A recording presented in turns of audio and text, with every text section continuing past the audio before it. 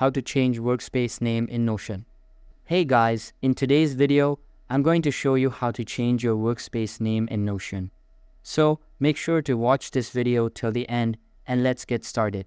Start by heading over to the Notion website and log into your account.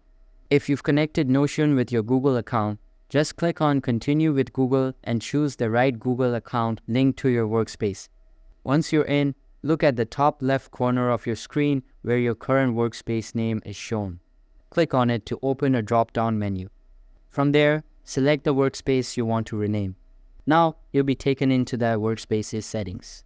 Look for the section where you can change the workspace name.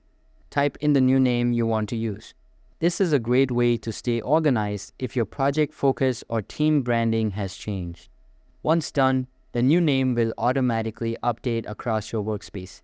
It's a small change, but it helps give your workspace a fresh look and keeps everything aligned with your goals. That's all for the video.